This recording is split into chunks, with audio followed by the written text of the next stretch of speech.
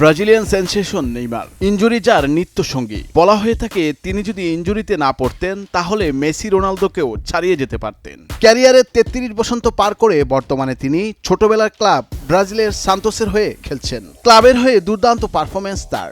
এবার আলোচনায় এসেছেন তার কর্নার থেকে সরাসরি এক শটে গোল করা নিয়ে। 23 ফেব্রুয়ারি ইন্টার দে লিমেরাকে 3-0 গোলে হারিয়েছে নেইমারের দল সান্তোস।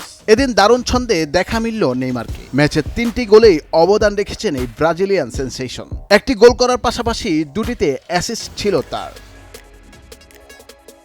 এর মধ্যে নেইমারের গোলটি ছিল অলিম্পিক গোল। কর্নার থেকে সরাসরি গোল করাকেই বলা হয় অলিম্পিক গোল। নেইমার এদিন সরাসরি কর্নার কিক থেকে বল জালে জড়ান তিনি। ম্যাচের শুরু থেকেই আক্রমণাত্মক ফুটবল খেলে সান্তোস, ফলও পায় দ্রুত। 9 মিনিটে এগিয়ে যায় তারা।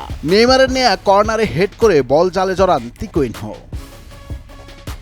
27 মিনিটে আবার কর্নার পায় সান্তোস। এবার জাদু দেখান নেইমার। তার নেয়া কর্নার বাট খেয়ে সোজা জালে জড়িয়ে যায়। গোলরক্ষক ঠেকানোর চেষ্টা করেও ব্যর্থ হন।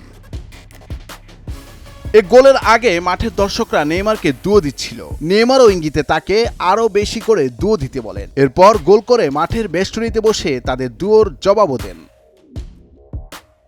32 মিনিটে তৃতীয় গোলে দেখা পায় সান্তোস। এই গোলের উৎস ছিল নেইমার, আর এই গোলটিও কর্নার থেকে বানিয়ে দেন তিনি। নেইমারের নেয়া কর্নার থেকে হেডে নিজের দ্বিতীয় গোলটি করেন তিকুইনহো। সান্তোসের প্রত্যাবর্তনের পর এখন পর্যন্ত 6 ম্যাচে 2 গোল ও 3 অ্যাসিস্ট করেছেন নেইমার। তার দল সান্তোস লিগের শীর্ষে রয়েছে। 12 ম্যাচে 5 জয় ও 3 ড্রয়ে 18 পয়েন্ট সংগ্রহ করেছে তারা। নুরুল আফসার, নয়া দিগন্ত।